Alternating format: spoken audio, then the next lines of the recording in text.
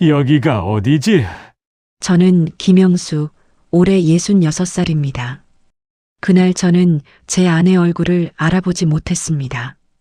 40년을 함께 산 사람인데 그 사람이 누군지 몰랐습니다. 아내는 제 앞에서 소리 없이 울었고 저는 그저 멍하니 그 낯선 여자를 바라봤습니다. 의사는 말했습니다. 초기 치매입니다. 앞으로 증상이 더 심해질 겁니다. 그날 오후 아내가 잠깐 자리를 비운 사이 저는 집을 나왔습니다. 이유는 모르겠습니다. 그냥 답답했습니다. 숨이 막혔습니다. 이 집이, 이 모든 게 낯설었습니다. 저는 걸었습니다.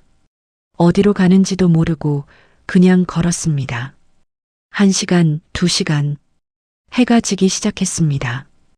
그제야 정신을 차려보니 완전히 낯선 동네였습니다. 집이 어디였지? 주머니를 뒤졌습니다. 지갑도 없었습니다. 핸드폰도 없었습니다. 그냥 맨몸으로 나온 겁니다. 다리가 후들거렸습니다. 버스 정류장 벤치에 주저앉았습니다. 사람들이 오가며 저를 힐끗힐끗 쳐다봤지만 아무도 말을 걸지 않았습니다. 저는 그저 더러운 노숙자처럼 보였을 겁니다. 얼마나 지났을까요? 하늘이 완전히 어두워졌습니다. 가로등이 켜졌습니다. 추웠습니다. 5월인데도 밤바람이 차가웠습니다. 아니, 제 몸이 떨리는 건지도 몰랐습니다. 무서웠습니다. 혼자라는 게, 아무도 저를 모른다는 게 너무 무서웠습니다. 할아버지, 누군가 제 앞에 섰습니다. 고개를 들어보니 중학생쯤 돼 보이는 남자아이였습니다. 낡은 교복에 해진 운동화, 얼굴엔 땀이 흥건했습니다. 괜찮으세요?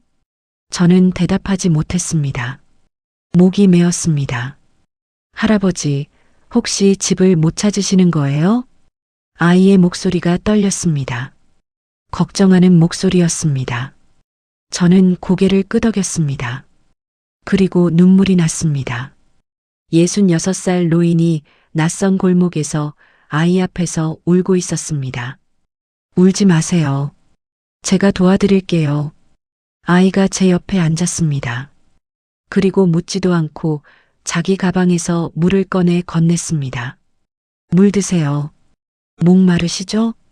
저는 물을 받아 마셨습니다. 그리고 한참을 그렇게 앉아 있었습니다. 할아버지, 집 주소 아세요? 모르겠어. 전화번호는요? 그것도 모르겠어. 아이가 난처한 표정을 지었습니다. 하지만 포기하지 않았습니다. 그럼 집 근처에 뭐가 있어요? 특징 같은 거요. 저는 머리를 쥐어짰습니다. 뭐가 있었지? 슈퍼? 약국? 맞아, 파란색 간판. 파란색? 슈퍼마켓? 파란색 슈퍼마켓이요? 이름 기억나세요? 금강? 금강 슈퍼? 아이의 얼굴이 환해졌습니다. 알아요. 거기 제 친구 동네예요. 제가 모셔다 드릴게요. 아이는 제 손을 잡았습니다. 거친 손이었습니다. 중학생 손이라고 하기엔 굳은 살이 너무 많았습니다. 하지만 따뜻했습니다. 일어나실 수 있어요? 저는 일어섰습니다. 다리에 힘이 없었습니다. 아이가 제 팔을 받쳐줬습니다. 천천히 가요. 제가 있으니까 괜찮아요. 우리는 걷기 시작했습니다. 아이는 정말 천천히 걸었습니다. 제 속도에 맞춰서요. 가끔씩 괜찮으세요? 쉬었다 갈까요? 라고 물었습니다. 1시간쯤 걸었을까요? 저기 벤치 있어요. 잠깐 쉬었다 가요. 아이가 저를 벤치에 앉혔습니다. 그리고 자기 가방에서 빵을 꺼냈습니다. 편의점 빵이었습니다. 배고프시죠? 이거 드세요. 너 먹을 거 아니니? 저요? 저 먹었어요. 할아버지가 드세요. 하지만 저는 알았습니다. 아이의 배에서 꾸르륵 소리가 났으니까요. 이 아이는 저를 위해 자기 저녁을 준 겁니다. 저는 빵을 반으로 나눴습니다. 같이 먹자. 아니에요, 괜찮아요. 같이 먹어야 내가 먹어. 안 그러면 안 먹을 거야. 아이가 망설이다가 빵을 받았습니다. 우리는 벤치에 나란히 앉아 빵을 먹었습니다. 그렇게 아무 말 없이 빵을 먹는데 왠지 마음이 편해졌습니다. 할아버지, 응? 저는 정민호예요. 중학교 2학년이에요. 민호구나. 나는 제 이름이 생각나지 않았습니다. 아이는 괜찮다는 듯 웃었습니다. 괜찮아요. 천천히 생각나실 거예요. 다시 걷기 시작했습니다. 또 1시간쯤 걸었습니다. 민호는 한 번도 힘든 내색을 하지 않았습니다. 그저 묵묵히 제 팔을 잡고 걸었습니다. 저기요. 민호가 소리쳤습니다. 금강 슈퍼가 보였습니다. 익숙한 풍경이었습니다. 어디예요? 집이 어디예요? 저기, 저 골목 안으로 들어갔습니다. 그리고 한 집 앞에서 저는 멈췄습니다. 이상하게 그 집이 끌렸습니다. 초인종을 눌렀습니다. 문이 벌컥 열렸습니다. 여보, 한 여자가 울면서 달려나왔습니다. 그리고 저를 꼭 껴안았습니다. 어디 갔었어요? 미쳐버리는 줄 알았잖아요. 저는 그 여자를 멍하니 바라봤습니다. 누구지? 하지만 이상했습니다. 이 사람한테서 익숙한 냄새가 났습니다. 안심이 되는 냄새였습니다. 여보, 나야. 순이야. 순이. 그 이름을 듣는 순간 뭔가가 떠올랐습니다. 희미하게, 아주 희미하게. 아내는 한참을 울었습니다. 그러다 옆에 서 있는 민호를 발견했습니다. 이 학생이 저를 데려다 줬대요. 제가 대신 대답했습니다. 기억은 안 나지만 그건 확실했으니까요. 정말 고맙습니다. 아내가 민호에게 연신 고개를 숙였습니다. 민호는 손을 내저었습니다. 아니에요. 당연한 일 했을 뿐이에요. 그럼 저는 잠깐. 아내가 민호의 팔을 잡았습니다. 밥은 먹었니? 이렇게 늦었는데. 괜찮아요. 저 집에 가봐야. 그때 민호의 배에서 또 꾸르륵 소리가 났습니다. 민호의 얼굴이 새빨개졌습니다. 들어와. 밥 먹고 가. 아내의 목소리는 단호했습니다. 민호는 더 이상 거절하지 못하고 집 안으로 들어왔습니다. 아내가 부엌으로 갔습니다. 냉장고를 열고 이것저것 꺼내기 시작했습니다. 민호는 식탁에 앉아 있었고 저는 민호를 물끄러미 바라봤습니다. 민호야. 네. 고맙다. 아니에요, 할아버지. 아니야. 정말 고마워. 너 아니었으면 나 어떻게 됐을지 몰라. 제 목소리가 떨렸습니다. 민호가 저를 쳐다봤습니다. 아이의 눈에도 눈물이 고였습니다. 밥상이 차려졌습니다. 김치찌개, 계란말이, 시금치나물, 김치. 민호는 잘 먹겠습니다 하고 숟가락을 들었습니다. 그리고는 울었습니다. 밥을 먹으면서 울었습니다. 민호야, 왜 우니? 아내가 깜짝 놀라 물었습니다. 민호는 고개를 저었습니다. 아니에요. 그냥 너무 맛있어서. 하지만 저는 알았습니다. 이 아이가 왜 우는지. 이 아이는 오랜만에 따뜻한 밥을 먹는 거였습니다. 누군가 차려준 따뜻한 밥을요. 민호는 밥 2공기를 먹었습니다. 반찬도 다 비웠습니다. 아내는 흐뭇하게 웃으며 더 먹으라고 권했습니다. 밥을 다 먹은 민호가 일어섰습니다. 정말 잘 먹었습니다. 이제 가볼게요. 어머니는 안 계시니? 아내가 물었습니다. 민호의 얼굴이 어두워졌습니다. 어머니는 식당에서 일하세요. 밤늦게까지요. 아버지는 작년에 돌아가셨어요. 아내의 얼굴이 굳었습니다. 혹시 형제는? 형이 하나 있어요. 고등학교 3학년이에요. 그럼 너희 둘이? 네. 어머니랑 셋이 살아요. 민호가 현관으로 향했습니다.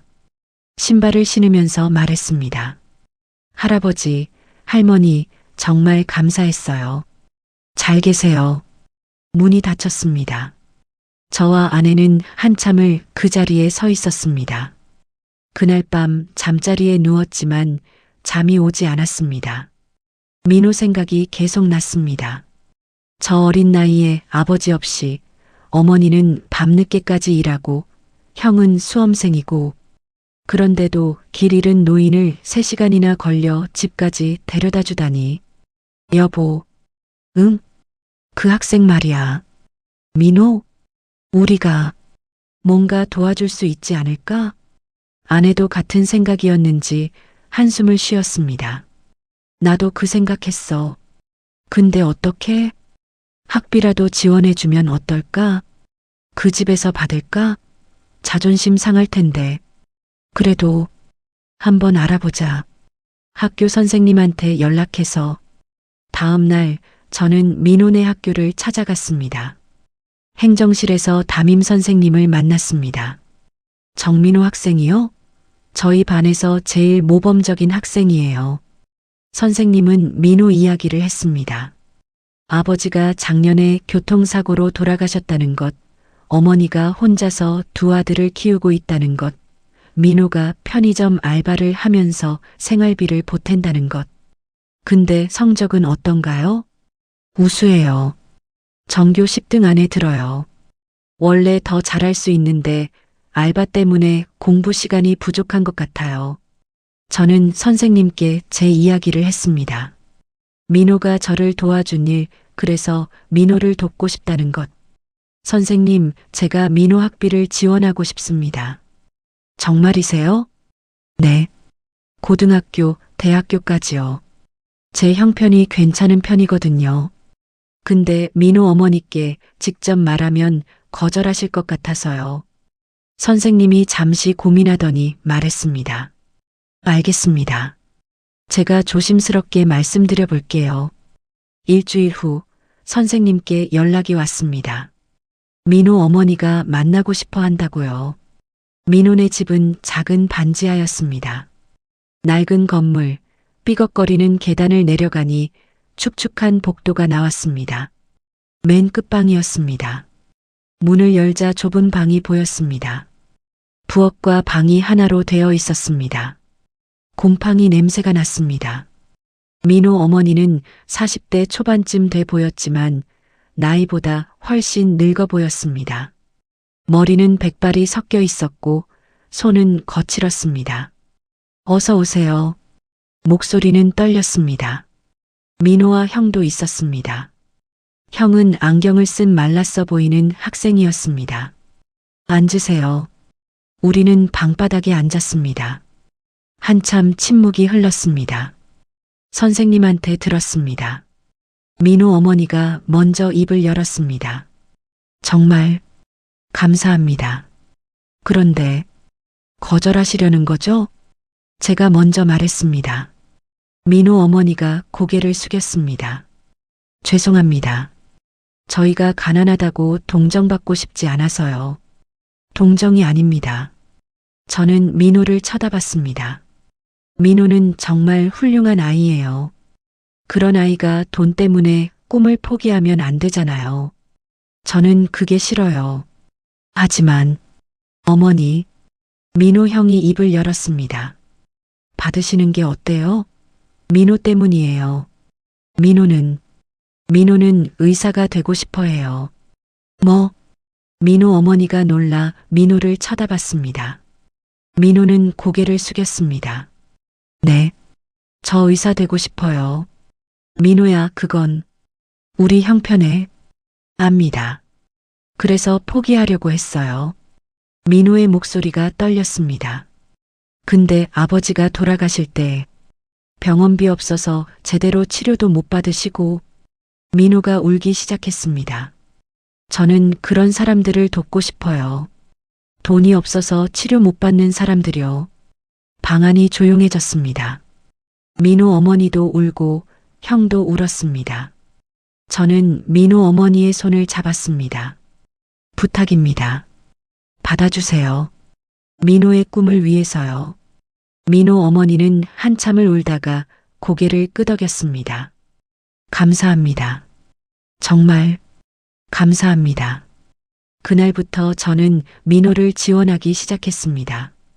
학비뿐만 아니라 교재비, 학원비도 됐습니다.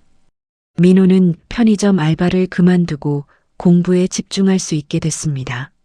하지만 모든 게 순탄했던 건 아닙니다. 석 달쯤 지났을까요? 저희 집에 아들이 찾아왔습니다. 아버지, 그 학생한테 돈 대주신다며요? 그래, 왜요? 아버지 돈이 아버지 돈이에요? 나중에 우리 상속받을 돈이에요. 뭐? 저는 아들을 똑바로 쳐다봤습니다. 내가 지금 무슨 소리 하는 거니? 사실이잖아요. 아버지 치매 있으시면서 무슨 돈을 남한테 줘요? 나중에 요양병원비도 엄청 들 텐데. 나는 아직 죽지 않았다. 저는 소리쳤습니다. 내 돈 내가 쓰는데 내가 왜 상관이야. 엄마도 그렇게 생각하세요. 그치, 엄마. 아들이 아내를 쳐다봤습니다. 하지만 아내는 고개를 저었습니다. 나는 아빠 편이야. 나가. 엄마, 나가라고 했어. 아내가 소리쳤습니다. 아들은 믿을 수 없다는 표정으로 우리를 쳐다보다가 문을 쾅 닫고 나갔습니다. 저는 주저앉았습니다. 가슴이 아팠습니다. 제가 낳아 키운 아들이. 여보, 괜찮아요? 아내가 제 어깨를 감싸 안았습니다. 저는 아내 품에서 울었습니다. 내가 잘못 키운 걸까? 아니에요. 우리는 잘했어요. 하지만 그 일 이후로 저는 마음이 편치 않았습니다. 아들의 그 말이 계속 귓가에 맴돌았습니다. 나중에 우리 상속받을 돈이에요. 민호가 찾아왔을 때도 저는 밝게 웃을 수가 없었습니다.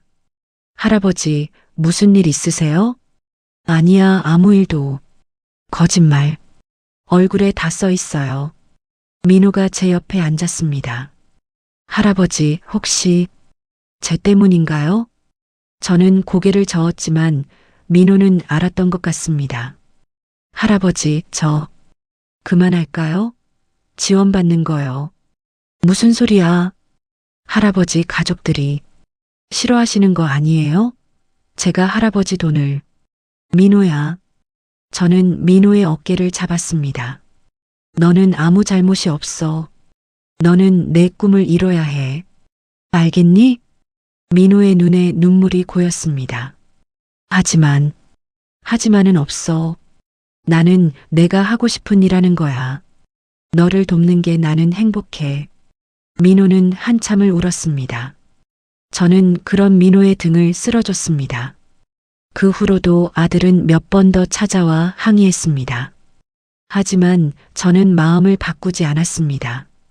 오히려 더 확고해졌습니다. 제 돈으로 제가 하고 싶은 일을 하는데 왜 남의 눈치를 봐야 합니까? 민호는 정말 열심히 공부했습니다. 중학교 3학년이 되자 전교 1등을 했습니다. 고등학교도 명문고에 합격했습니다. 하지만 그때부터 제 치매가 심해지기 시작했습니다. 어느 날 민호가 찾아왔을 때 저는 민호를 알아보지 못했습니다. 할아버지, 저예요. 민호요. 민호? 민호가 누구야? 민호의 얼굴이 굳었습니다. 할아버지, 정민호요. 할아버지를 집까지 모셔다 드렸던. 모르겠는데? 나 너 모르는데? 민호가 뒤로 물러섰습니다. 그리고 화장실로 뛰어갔습니다. 아내가 따라갔습니다. 화장실에서 민호가 우는 소리가 들렸습니다. 할머니, 할아버지가 저를. 괜찮아, 민호야. 할아버지가 지금 상태가 안 좋으셔서 그래. 너를 잊은 게 아니야.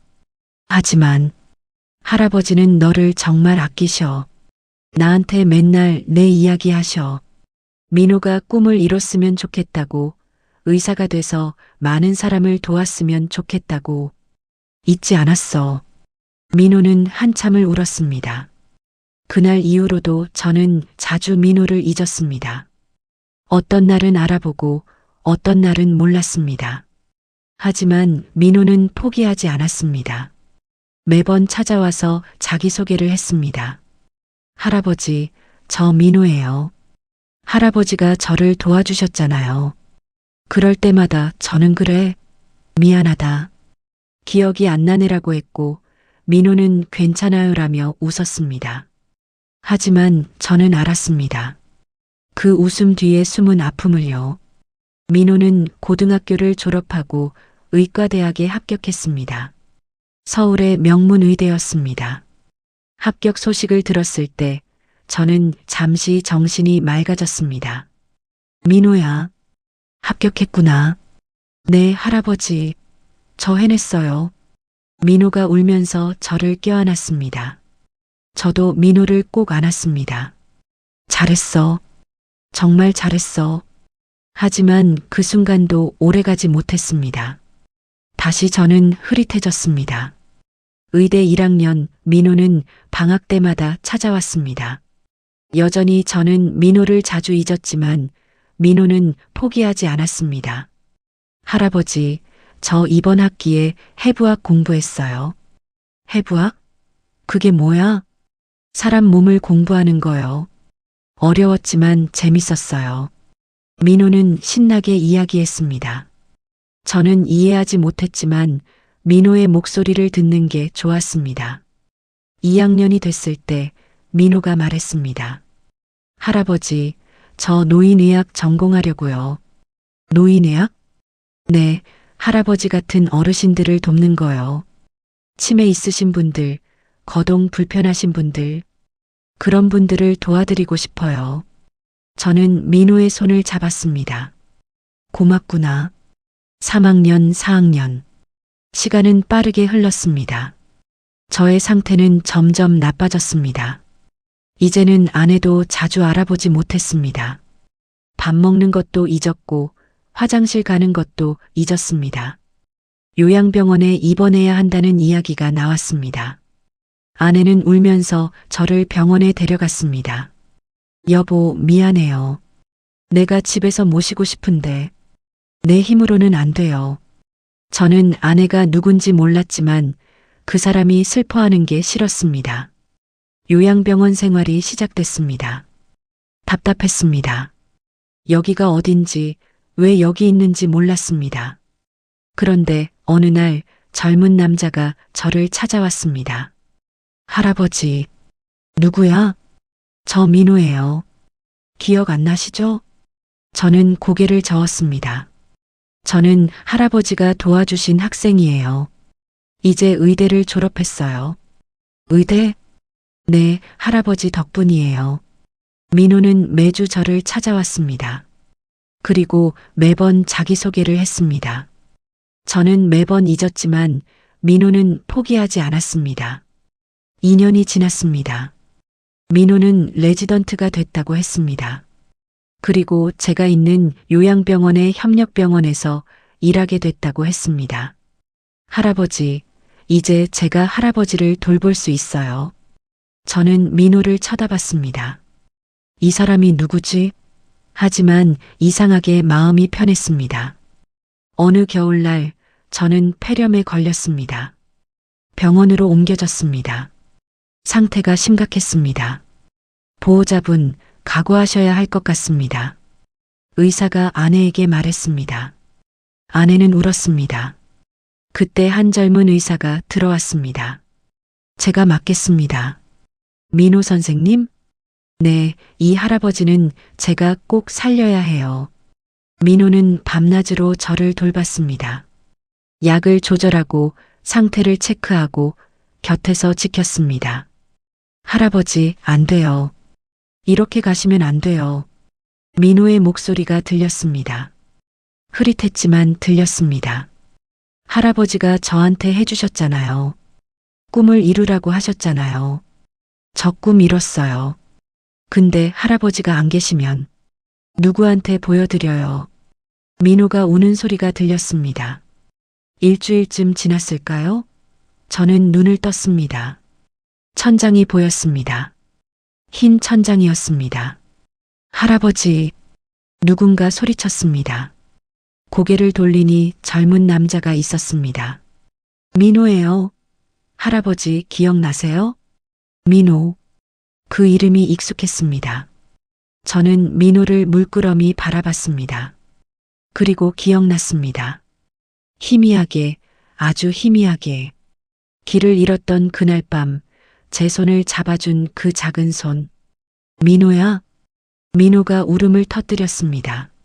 네, 저예요. 할아버지, 저 민호예요. 저는 민호의 손을 잡았습니다. 예전보다 훨씬 커진 손이었지만 여전히 따뜻했습니다. 의사, 됐구나. 네, 됐어요. 할아버지 덕분이에요. 잘했어. 제 눈에서 눈물이 흘렀습니다. 민호도 울었습니다. 아내가 들어왔습니다. 저는 아내를 쳐다봤습니다. 순이야. 네, 여보, 기억나요? 응, 기억나. 아내가 저를 꼭 껴안았습니다. 셋이서 한참을 울었습니다. 저는 회복했습니다. 완전히는 아니지만 많이 좋아졌습니다. 요양병원으로 돌아왔고 민호는 여전히 일주일에 한 번씩 저를 찾아왔습니다. 할아버지, 오늘 제가 환자분 한 분 살렸어요. 그래. 네, 돈이 없어서 치료 포기하려고 하셨대요.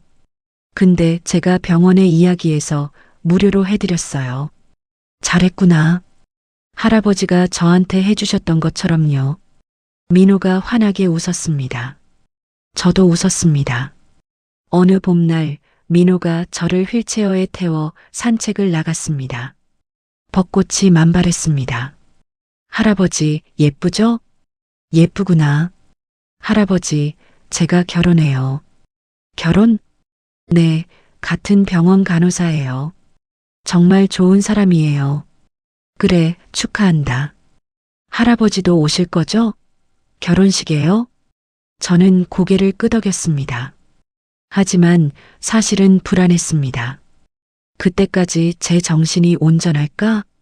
결혼식 날이 왔습니다. 아내가 저를 모시고 갔습니다. 저는 정장을 차려입었습니다. 결혼식장에 들어서니 많은 사람들이 있었습니다. 민호가 저를 보고 달려왔습니다. 할아버지, 오셨어요? 그럼 와야지.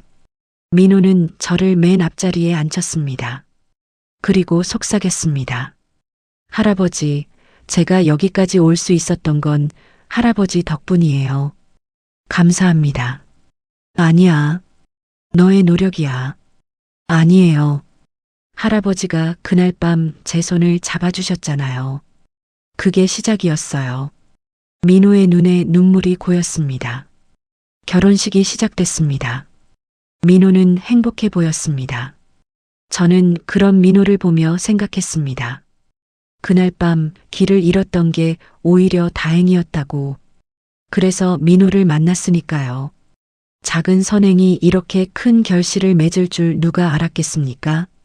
결혼식이 끝나고 민호가 저에게 왔습니다. 그리고 신부도 함께 인사를 했습니다. 할아버지, 이제 제가 평생 할아버지 곁에 있을게요. 할아버지께서 저를 잡아주셨던 것처럼 이제 제가 할아버지 손을 꼭 잡고 있을게요. 저는 민호를 꼭 껴안았습니다. 고맙다, 민호야. 아니에요, 할아버지. 제가 더 감사해요. 우리는 한참을 그렇게 서 있었습니다. 저는 알았습니다. 사랑은 돌고 돈다는 것을, 제가 민호에게 준 사랑이 이렇게 돌아온다는 것을요. 그리고 이 사랑은 민호를 통해 또 다른 사람들에게 전해질 거라는 것을요. 그날 밤 길을 잃은 노인에게 다가왔던 한 중학생. 그 소녀는 이제 훌륭한 의사가 되어 다시 그 노인의 손을 잡아주고 있었습니다. 구독과 좋아요 부탁드립니다.